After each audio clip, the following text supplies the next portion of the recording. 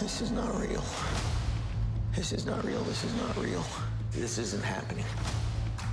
Kate, tell me this isn't really happening. I hear there's something you don't like the looks of. We discovered a very large comet. Oh, good for you. It's headed directly towards Earth. This comet is what we call a planet killer.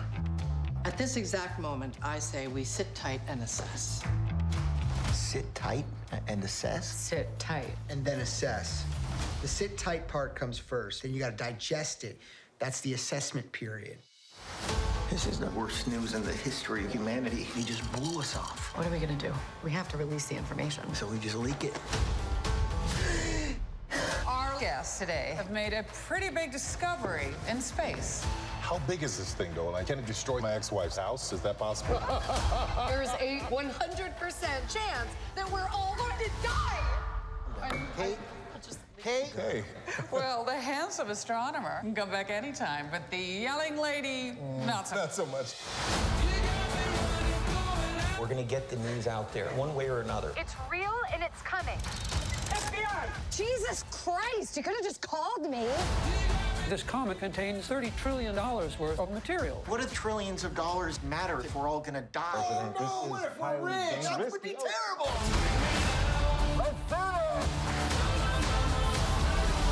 You guys discovered a comet? I have a tattoo of a shooting star on my back. Oh, that's terrific. This could be a complete disaster. This is already a disaster.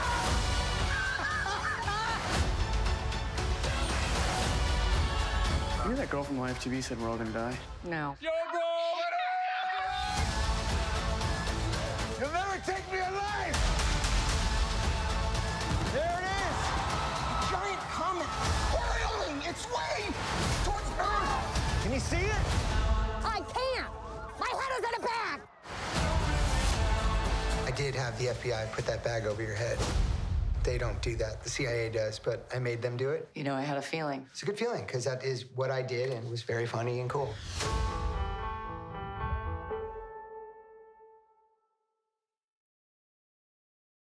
Don't Look Up is Netflix's second largest film of all time.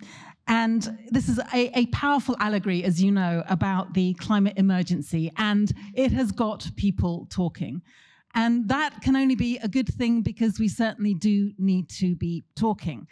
The world is now hotter than at any other time in 12,000 years. That 16 of the 17 hottest years on record have taken place since 2000. We know of record fires in the Amazon and the US. We know that the ice caps in Greenland are melting at a terrifying pace. So yes, we have to talk, but more than talking, of course, we have to act. And that is where I think this film comes in so powerfully, because I think it really does challenge us to think about what is it that stops us acting at the speed and scale that the science demands.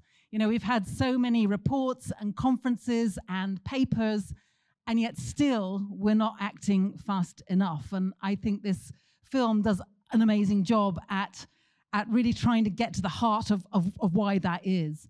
And it reminds me of something that Zadie Smith said a few years back. She was sort of commenting about, you know, the amount of reference to apocalypses and the end of the world related to climate change. And she kind of said, you know, it's hard to keep apocalypse consistently in your mind, especially if you want to get up in the morning. And I know what she means. You know, the real life kind of gets in the way, and we have so many other things that we need to be doing. So how is it that we keep that motivation and mobilization? And what she goes on to say is that what's missing is how much of our reaction is emotional. And if it weren't, the whole landscape of this debate would be different. And I really hope that tonight we can explore the kind of emotional response that this film generates, the way that the film's captured the fear and the urge to hide and to pretend, how it covers the loss and the grief and the desperation and the powerlessness and so much more. So I hope all of us will have a good discussion tonight and leave feeling inspired and motivated by what Don't Look Up can show us, and ready to reclaim our future from what is hurtling towards us. So let me hand over now to Francine Stock, broadcaster, film expert, and wonderful person who is going to chair this evening. Thank you. Thank you for that. Thanks, Caroline. And I'm going to, in the time I want to sort of hand over, I'm also now going to introduce the rest of the panel. On your right, though obviously not on the right, is Ed Miliband, who is the Shadow Secretary of State for Climate Change and Net Zero, formerly Secretary of State for Energy and Climate Change, and indeed leader of the Labour Party. He has a podcast, Reasons to be Cheerful, and a recent book, Go Big, How to Fix Our World. So obviously, we'll find that out as well in amongst. Anthony Brown, Conservative MP, next to him, chair of the all-party parliamentary group on environment, former journalist, who reported on environmental matters, I think, for The Observer, amongst other papers, and sometimes CEO of the British Bankers Association. So you're representing a number of stakeholders there, Anthony. And between Carol and myself, Adam McKay, Oscar and BAFTA winning screenwriter for The Big Short, director of that film also, and of Vice, and now, of course, of Don't Look Up, as Caroline said, this massively watched film on Netflix. It dares to take on global annihilation as a kind of allegory. Annihilation, obviously, not anything we want to contemplate. And we're going to start with a clip from that film.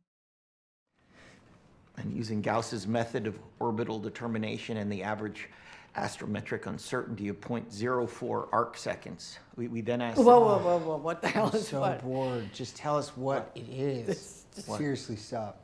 Stop what Dr. Mindy is trying to say is that there's a comet headed directly towards Earth. And according to NASA's computers, that object is going to hit the Pacific Ocean at 62 miles due west off the coast of Chile. And then what happens, like a tidal wave? No. It will be far more catastrophic. There will be mile-high tsunamis fanning out all across the globe. If this comet makes impact, it will have the power of a billion Hiroshima bombs. There will be magnitude 10 or 11 earthquakes. You're breathing weird. It's making me uncomfortable. I'm sorry, I'm just trying to articulate the science. I know, but it's like so stressful. I like trying to like listen. I don't think you understand the gravity of the situation. The question I was going to ask you, Adam, was going back to what I was saying earlier about how it is that we're not short of the facts, and we've got scientists who will tell us the facts in the best way they possibly can, and yet still we don't act. And I wanted to get your sense on what you think is needed to make that action happen, because presumably it isn't just more facts, because there's plenty of them out there. What is it? Is it something psychological about the human being that just can't look reality in the face? What do you reckon? We know empirically, there is no question, we are killing the livable climate. And it's not 80 years from now. It's not 50 years from now. It's literally like 10, 20 years from now. Yet we can't quite get our heads around that. And I find myself either becoming incredibly strident and annoying, or in the case of this movie, I was like, I'm going to do a comedy. I'm going to laugh. So that's kind of the debate for me, is how do you express something like this? Which, by the way, is not proprietary information from me. I got it from scientists, but how do you communicate that? I guess then the question is, we're talking about the psychology of how you begin to address this. Is there is a rational response, or there is, you can take this, you've used an allegory here, because after all, nobody actually mentions climate change per se, but we know. Is that an effective way of doing it? I mean, do you find, let's ask the politicians, I mean, do you find that the psychology of it is something that you have to think about very carefully once we've been through the sort of the foothills of the issue, as it were? I mean, look, I really enjoyed the film. I want to say I watched it over Christmas, and I really, really liked it. And I'm very struck that many scientists have said that for the first time they feel really sort of understood and heard. And you obviously captured the sense of much more than frustration, anger, grief they've been feeling, that their voice has not been properly listened to. I think there's a question which is, does anxiety produce agency? or rather, what are the ingredients that produce agency? Now, clearly, anxiety or warning is very, very important in this, and I think the film does it very powerfully. I think you also, and this was not for the film to do, you need to give people a sense that it is achievable, that because otherwise, I think the sense is hide under the duvet, sort of give up. But I guess I have a question for you which sort of relates to this, which is, as a filmmaker, when you were conceiving the film, I've said that scientists, people like me, would definitely like the film a lot. Who else did you have in mind as a sort of, as your kind of audience? And how much did that inform the thinking about the way you cast the sort of metaphor and the different sides of the metaphor of the film? So a great question. And the way we approached the film was that we were lucky that we had the distribution mechanism of Netflix, which has never been seen before in the history of mankind. So one of the reasons we chose Netflix for this movie was because of the message. And then a funny thing happened along the way. We were trying to kind of calibrate the movie and trying to find its way. And we kept discovering that the funnier it was, the more people were like, whoa. And then that ending would hit. And I don't know if anyone hasn't seen it, but if you haven't seen it, the ending is very emotional. So at that point, I told my editor, this is the way we're going. And the idea was it's the entertainment, distraction-based, laughing, gossip-based world that we live in that in the end is going to hit reality. And the reality is, if you've seen the movie where they're at the dinner table, it's beautiful, it's intimate, and it's terrifying. So we really started structuring the movie around that. And all we can do with one movie is present our narrative. And I hope there will be lots of other movies that will show us other sides of this, but we weren't trying to show a solution. Our feeling was that we haven't even woken up to the problem at this point. So the goal of the movie was a lot of big feelings, big laughs, big sadness, big feelings. And that was kind of what we were going for. I'm thinking at this point we should maybe have the second clip, because it seems to be leading sort of naturally into that, which is this whole idea of the way that the media is reacting to the seriousness of the element. So we see here the two scientists who are going on a sort of morning show or a television show where the co-hosts have a lot of rapport and banter. How big is this thing? Could it like destroy someone's house? Is that possible? Well, Comet Bibiaski, which is what it will officially be named, is After somewhere. her. After yeah, her. after Yeah. her. What an honor. Yeah, right. Congratulations. It's somewhere between 6 and 9 kilometers across. So it's big. It would damage the entire planet, not just a house. The entire planet. Okay, well, as it's damaging, will it hit this one house in particular that's right on the coast of New Jersey? It's my ex-wife's house. I need it to be hit. Can we make that happen? You and Shelley have a great relationship. No, you stop. Listen, in all you fairness, need to stop. I will, but in all fairness, I actually paid for the house. I'm so sorry. I'm sorry, are we not being clear? We're trying to tell you that the entire planet is about to be destroyed. Okay. Well, it's just something we do around here. We just keep the bad news light. Right. It helps the medicine go down. Anthony, let me bring you in here. I mean, because in a sense, what we're leading up to now is this whole question of how you do make people realize. We'll then come on to that whole question of the actions maybe afterwards. Over to you. Well, I think it is a very powerful film, and I think it's partly powerful because it isn't, as a whole, it's obviously satire, it's a metaphor.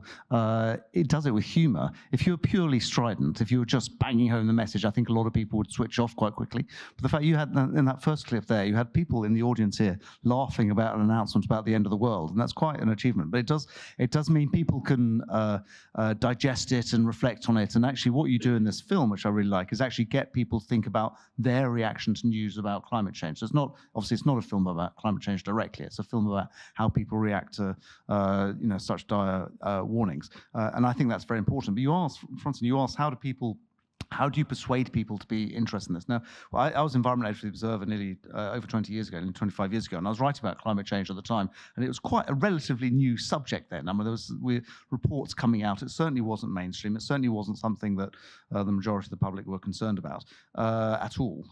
And I do these reports. I remember I had a front page story on the Observer saying that the year 2000 was the hottest year for 1,000 years, or 1999 was the hottest year for 1,000 years. And people would read that and go, yeah, okay. And facts don't really persuade people very much. But what you need, I think, is all the tools in the toolbox to change public opinion. This will do something for certain groups of people who will read a film like this and say, yeah, why am I not listening to the facts and whatever? Why don't I? Some people they believe in issues around climate change and they're going to believe in it readily. Some people really don't want to believe in it, and they don't want to believe in it because they like the status quo as it is. They don't like the people who are talking about climate change. They've got a huge vested interest, and obviously you talked about this in your film. We talked about it earlier. You've got the whole oil industry and people whose jobs and livelihoods depend on not tackling it, and that creates a huge momentum. But we're also a planet of 7 billion people now, all working different ways, of over 200 countries. And this is one of the things at COP26 that we just had, the UK government hosted, and it made progress. Not as much progress, I think, that anyone in this room wants, certainly not as much progress as Caroline wants, but it did make progress, and it came a lot further than before. And when people, I did media about it, saying, why haven't we made more progress on it? We all know it's there. You've got 200 countries, each with vested interests in there, a lot of them democracies worrying about what the public think.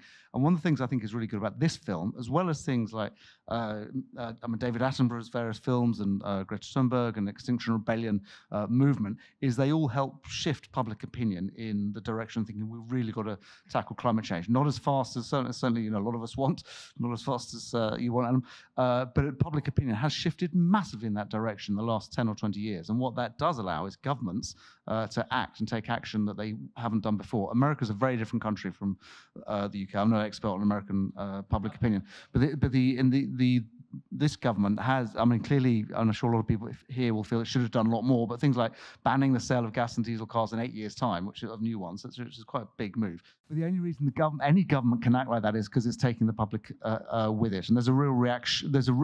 If the public are completely unsympathetic, it's very difficult for democratic governments to take action. So I think that's why this is an important film, an important part of the movement, getting the public to take it seriously so governments can act.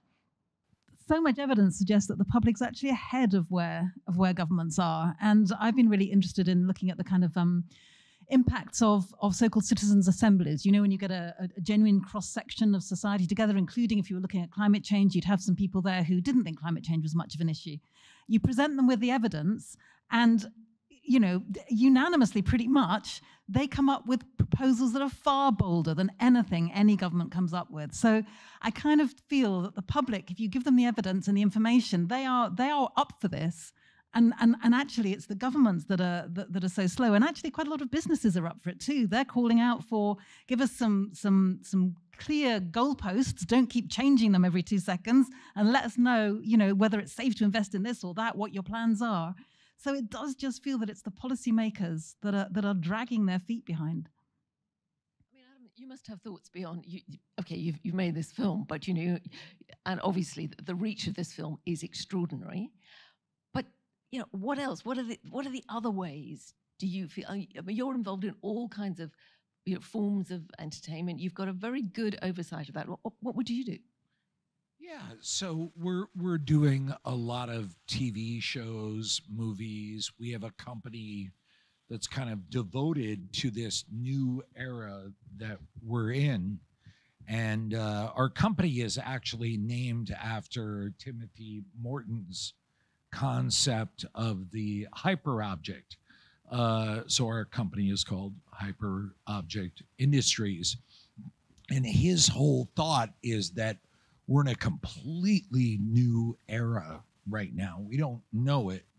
And it is an era that is very hard to comprehend. So everything we're doing with TV and streaming and movies is trying to deal with that. But I think what's so tricky about all of this, and I'm guilty of it as well, is that emotional rhythm of I wake up, I go to my job, I go to someone else. Like, that is a very powerful rhythm of just, this is what I'm doing. And the funny thing, and these people are great, we're all great, you're all great, but we're literally talking about the death of the livable climate. And by the way, the models that we're seeing, they're not 100% certain. They've actually been proven to be way more optimistic than we initially thought.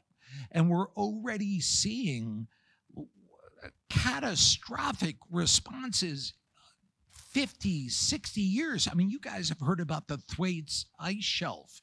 I mean, that thing is going in 4 or 5 years. That should have been the biggest story in all of media, and there was nothing. Why? Why? I mean, to me, it's about conflict of interest. It's about money. It's about advertising. It's about rhythm. It's about habit. And I'm not saying I'm any better than any of those people. I'm just a goof who happens to make movies. So I happen to have a different schedule that I can look at some shit that's different. But why wasn't the collapse of the Thwaites ice shelf, honest to God, think about this, one of the biggest hallmarks of the collapse of the livable climate? Did you see it on your news? No. Or maybe you heard a mention. That is a major, major problem. I go back to the Pearl Harbor thing, plane crashes in Lagoon. That's where that's at. So anyway, we're all trying to do the best that we can, but I think we got to start puncturing some holes in our routines. I think that's my point. Okay, so puncturing holes in routines, timetables being way out of whack with what's actually coming. I mean, do you think there is a sense, Caroline, you've been, working in this area for a long time in a very concentrated way. Do you think there is simply a sense that we've got out of sync with the actual timetable of when the approaching crisis is? I mean, I do think that. I mean, the truth is that we've been saying it for so many years that action has to be taken very fast, and that 2030 was the key moment. That we had 10 years left. I remember saying that 10 years ago, or not, whenever it was. And we are out of sync with what needs to be done, and that's why. On the one hand, and I can sense sort of Anthony's frustration with this, because yes, it is true that the government has made some incremental steps in the right direction. But the trouble is we're way past the time of incremental steps, and it feels like there are two parallel realities here. And it came into being as well when lots of the NGOs and the politicians and so forth were talking about how to respond to the outcome of COP26, because on the one hand, it isn't helpful to say, well, COP26 was a complete waste of time and it was terrible and it didn't do a thing. That's not helpful. It's the only show in town. So on one level, in terms of what was politically likely to happen, COP26 made a few steps in the right direction. But that reality has to be juxtaposed against the other reality, the bigger reality, the one that we're actually living in, whereby what COP26 did was just like infinitesimal compared to what has to be done. And it's trying to ride those two horses, I think, which is so difficult, because you don't want to just make people feel that they've got to hide under their duvets, there's nothing to be done, and it's just all too late. But at the same time, we have to tell the truth. Greta Thunberg, again and again, tell the truth. And there isn't a lot of truth-telling going on, I think, when it comes to the starkness of what we face. It's funny because I live in the media. I run a production company that makes movies, TV shows, streaming shows.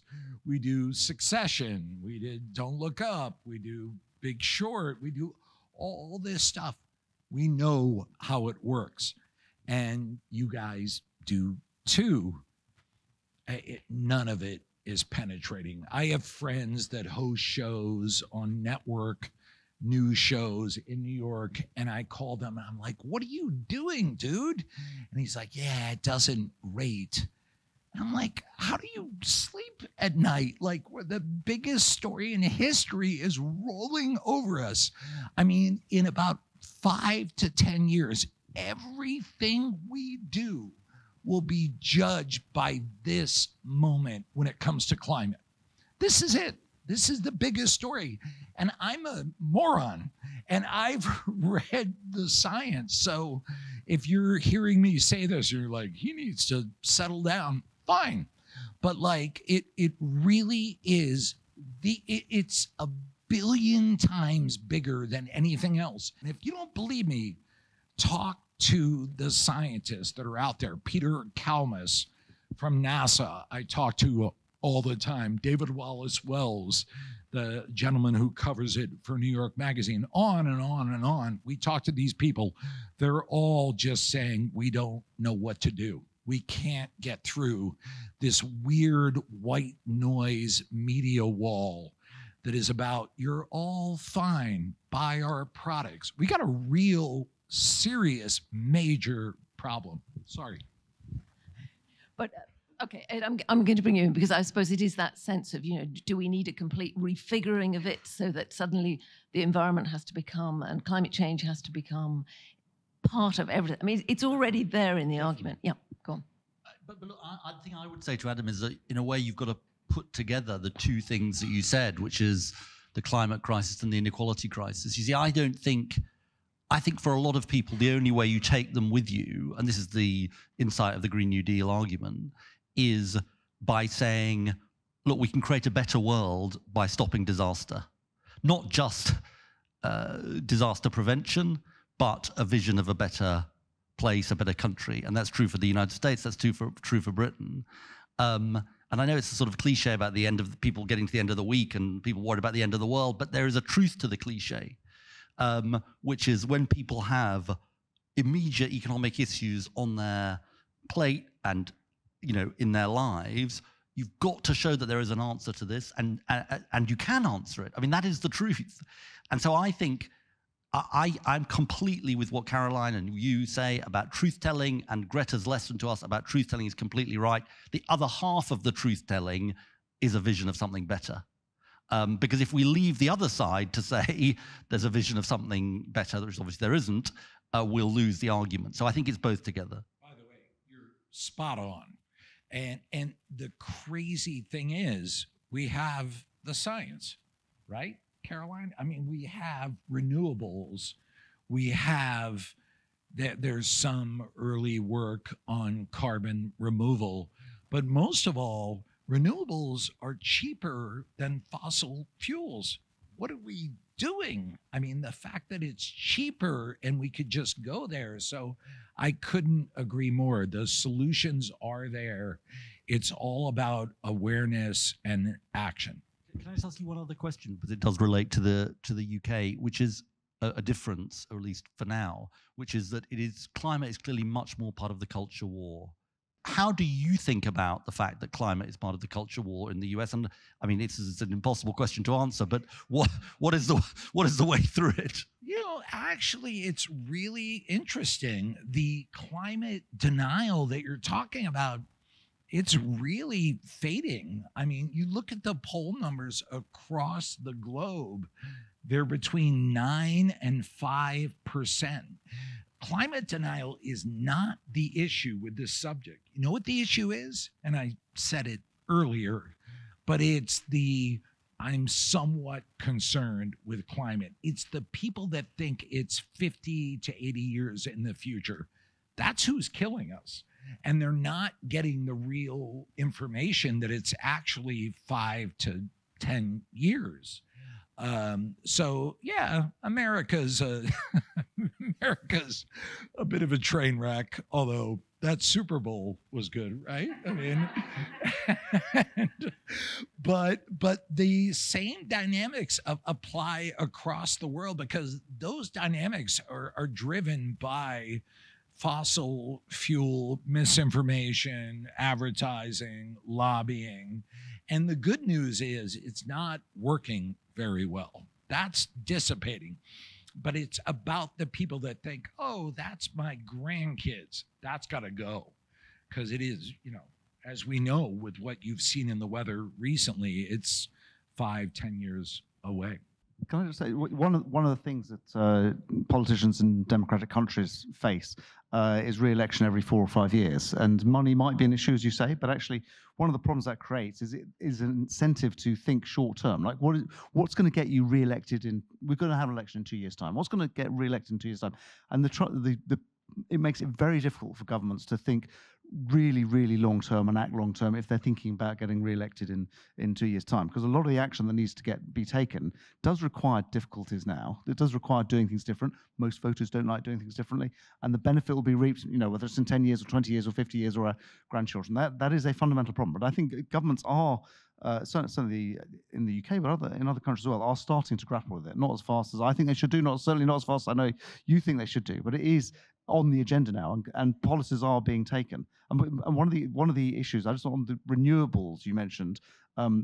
In the UK now, we have about 40% of our electricity is generated by renewables, and which is an extraordinary achievement. In fact, the last Labour government were involved with that. With the current Conservative government have pushed that. When I was writing about wind power 20 years ago, it was like 1%. It seemed a complete dream to think that actually most of our electricity could be made from wind, and that is now happening. So and I think that's important message to get across. I like talking about that because actually it shows there is a solution. And I think one of the dangers of being too apocalyptic about it is you get despondency, and people just bury their heads under the pillow and just say, nothing can be done, we can't do anything at all. But actually, we do know how to do this. We do know there are, as you said earlier, there are solutions there. We need to make sure we put them in action, we need to implement them, we make the changes necessary, we make the, you know, whether it's changes to finance, changes to technology, changes to policies. And you won't do it without governments. That's the other thing. You've got to have governments on side, and no one else is going to do it.